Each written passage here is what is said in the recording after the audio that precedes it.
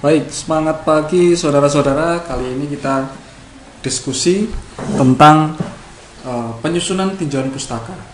Ya, kali ini Anda sedang proses perkuliahan terkait dengan proposal skripsi.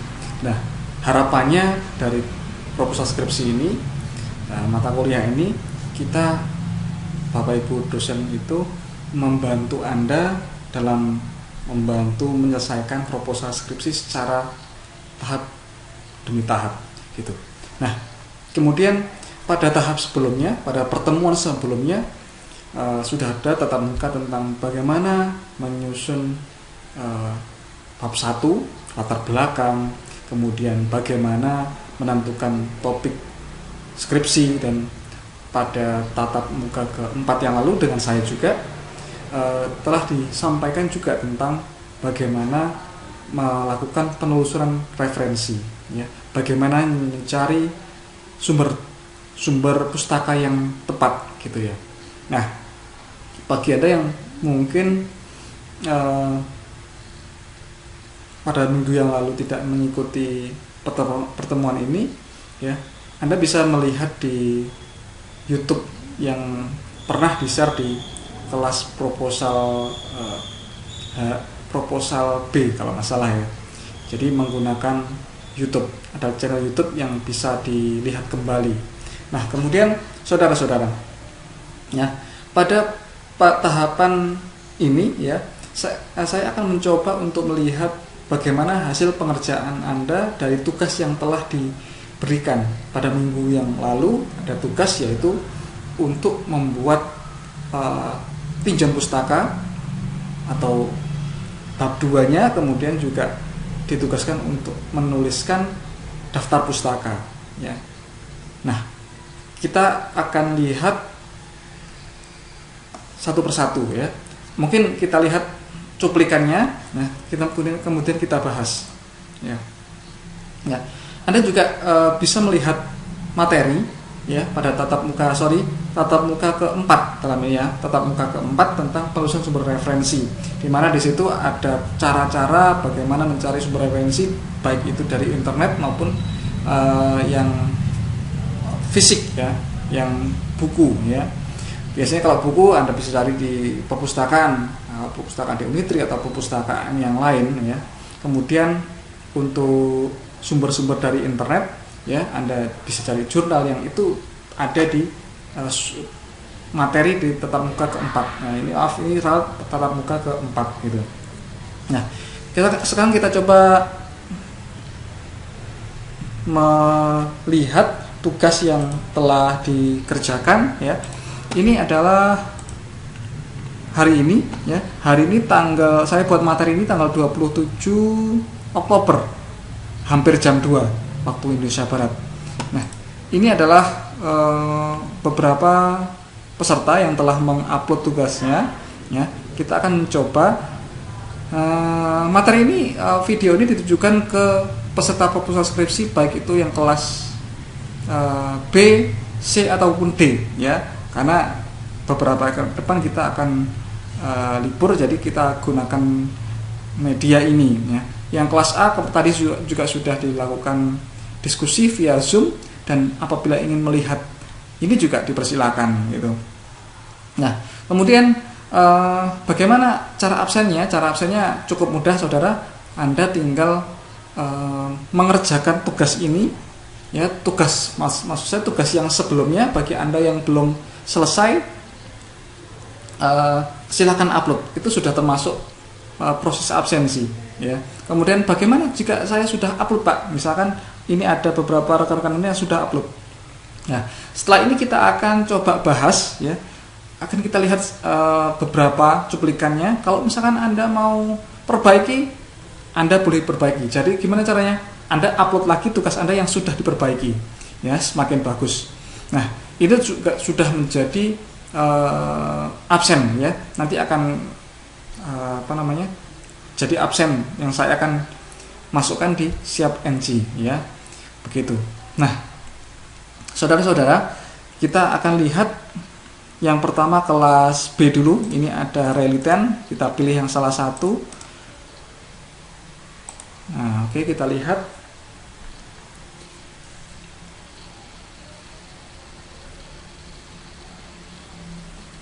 Nah, ini tentang hubungan kepatuhan pengobatan dengan kejadian hipertensi pada lansia di puskesmas di NTT ya.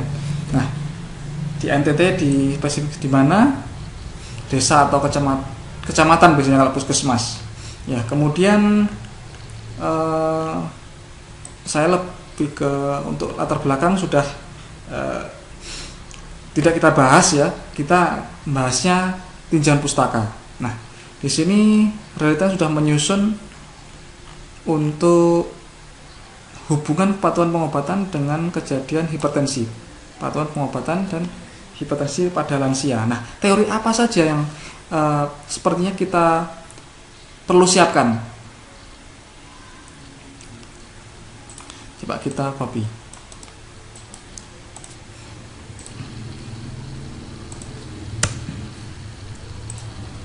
Nah, ini dia saudara. Ini judulnya adalah pengobatan hipertensi di puskesmas. Yang pertama adalah terkait dengan ini kalau di bab 2 ya, tinjauan pustaka, maka nanti ada poin yang nama 2.1. Pertama adalah tentang kepatuhan pengobatan. Pengobatan ya. Kalau di proposalnya reliten. 2.2 ada kaitannya dengan hipertensi. Kemudian ada 2.3 ada yang berkaitan dengan lansia. Nah, kemudian saudara nanti di bagian subbabnya ya, bagiannya nanti kita akan masukkan juga 2.1.1 ya. Apa? Misalkan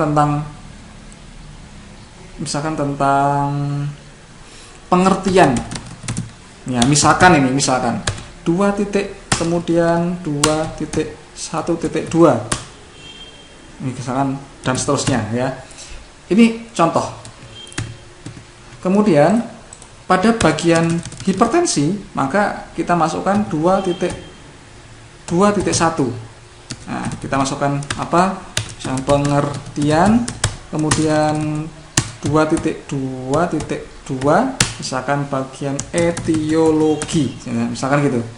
Nah, lansia ini juga bisa gitu. 2.3.1 apa? Pengertian ya lansia ya, pengertian. Kemudian 2.3.2 apa? Misalkan klasifikasi si lansia. Lansia itu ada yang lansia apa? Lansia sebagainya gitu.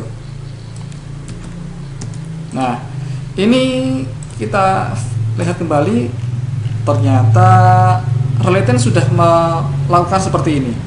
Konsep dasar tentang hipertensi. Oh, pertama yang disampaikan hipertensi. Boleh. Definisi hipertensi. Kemudian faktor penyebab hipertensi. Kemudian ini penyebab hipertensi. Ada lagi tentang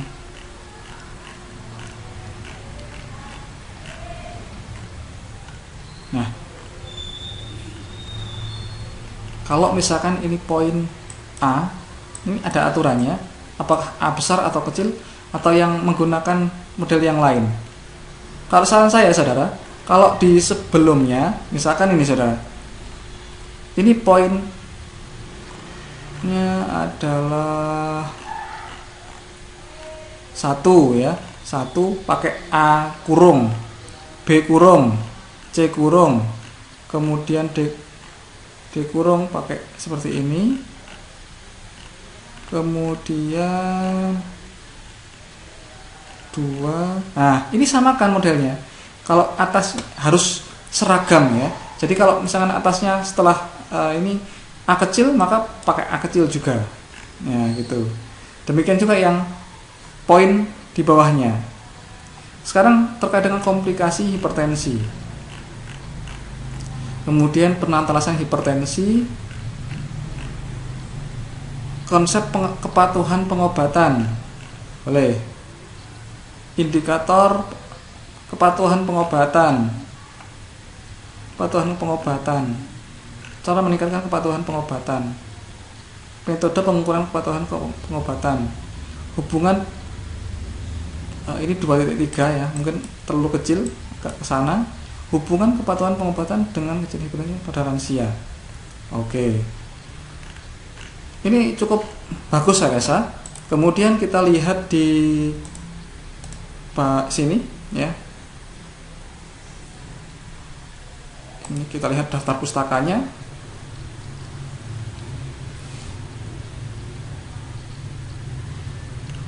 Ya. Bisa kita lihat pada poin atas ya, di bagian atas dulu. Ini ada teori yang dari Ujianti 2013. Kita cek di sini apakah ada Ujianti. Oh, ternyata ada Ujianti di sini. Bagus. Kemudian Trianto 2014. Apakah di sini ada Trianto? Oh, juga ada Trianto. Kemudian ada lagi Widarto 2011. Widarto. Oke, ada. Ini kita ambil cuplikannya. Artinya bagus ya. Dan ini tulisannya di tengah gitu. Nah, oke. Ini tadi yang dari Reliten. Kemudian juga sedikit kita cari mungkin tentang pengobatan hipertensi ya, tentang penata hipertensi. Kita coba ulas sedikit bagaimana mencari sumber dari internet ya. Kita cari di sini Google Buku ya, atau Google Buku.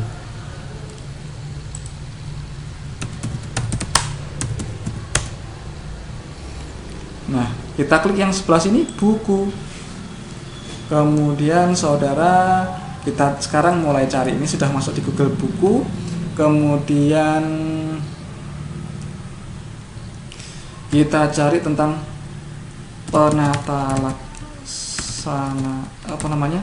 kepatuhan pengobatan hipertensi ya. Kita bisa cari di sini. Oh, ini ternyata ada juga. Ada pengarangnya Budi S. Pikir DKK 2015. Kita coba buka. Ini adalah buku yang dari Google yang ini gratisan ya. Karena biasanya tidak semua halaman ditampilkan di sini. Nah, Anda harus pintar-pintar mencari mana yang pas gitu ya, yang sesuai dengan kebutuhan Anda. Kemudian ini hasilnya saudara. Nah, kita lihat di bagian cover awal. Nah, manajemen komprehensif. Kemudian menerbit Erlangga. Nah, ini kalau Anda mau menyusun daftar pustaka, tentu halaman ini sangat penting ya, sangat dibutuhkan. Karena Anda perlu mencari atau mengetahui siapa pengarangnya. Ini Budi S. Pikir, kemudian ISBN, judulnya, kapan diterbitkan ya, dan sebagainya. Berikutnya ini ada, nah ini dia tentang isi. Apa isi di sini? Tentu sangat penting ini untuk Anda yang mau menyusun tinjauan pustaka. Nah, hipertensi misalkan patofisiologi, epidemiologi, penata laksanaan ada di halaman 41 sampai 55.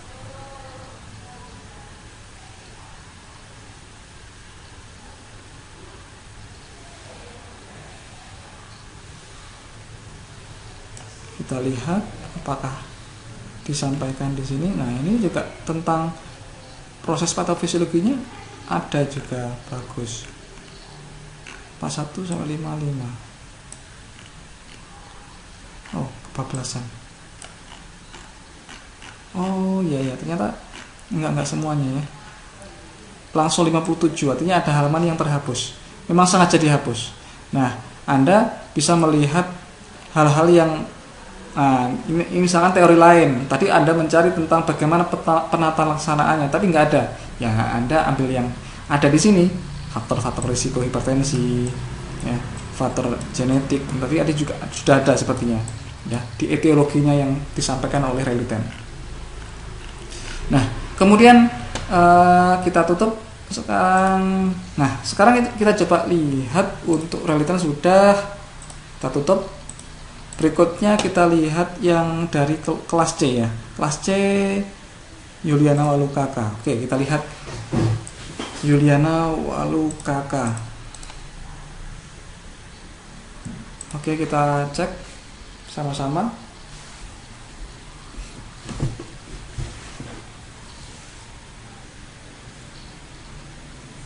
Hubungan dugaan keluarga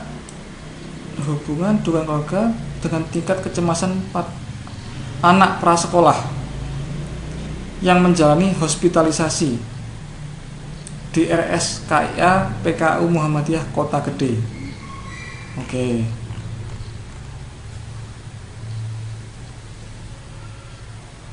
Kita coba lihat hubungan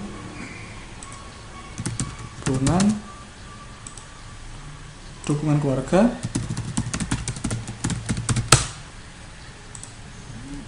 dengan tingkat kecemasan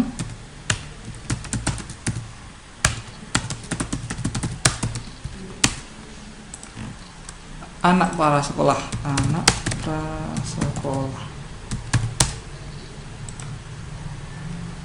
hospitalisasi Muhammadiyah Watu Gede.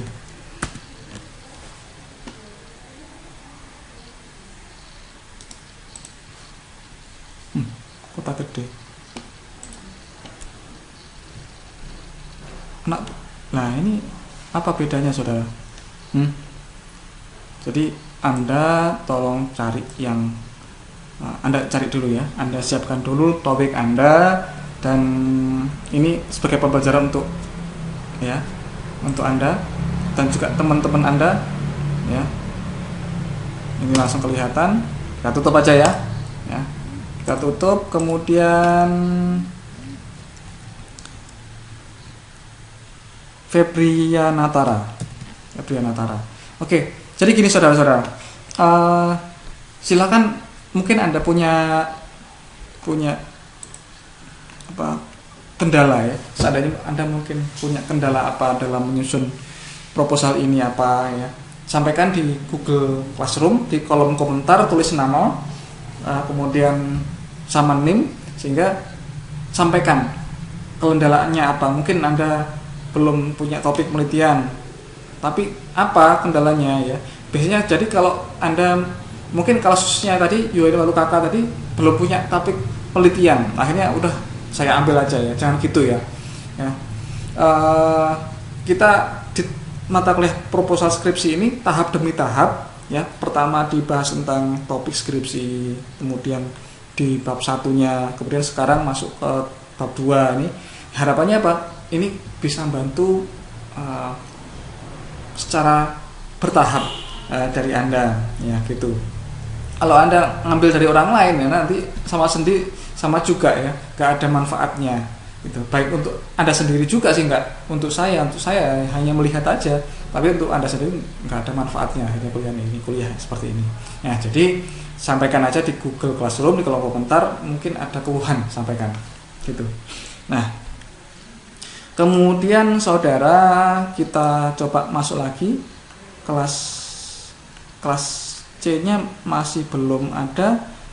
Oke, kelas B aja deh. Febrianatara.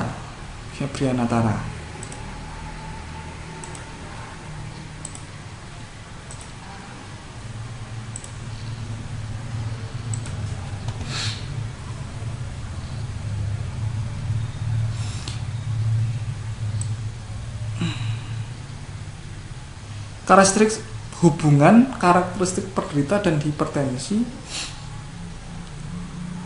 dengan kejadian stroke iskemik. Maksudnya gimana nih? Hubungan karakteristik penderita, ada penderita, karakteristik penderita dan hipertensi. Yang dimaksud karakteristik itu apa? Coba kita lihat. Tinjauan pustaka. Nah, ini dia. Gimana caranya sih mencari ini? Oke, diperbaiki. Tadi sudah ada contohnya di awal. Jadi menggunakan model seperti ini ya. Nah, tinjauan bab 2 tinjauan pustaka 2.1 ada poinnya apa, 2.2 bagian apa, 2.3 bagiannya apa, sesuai dengan topik penelitian Anda tentunya. Gitu. Nah, kemudian ini saya copy aja, saya cek di sini. Wow. Jadi gini, saya tunjukkan ada namanya cek biasi, semua online free ya misalkan ya.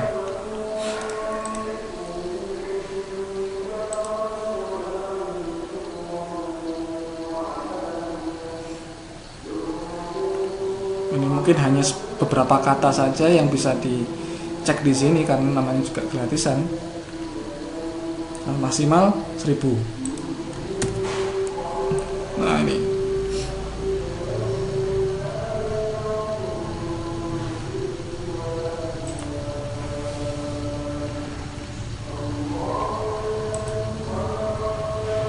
kita periksa.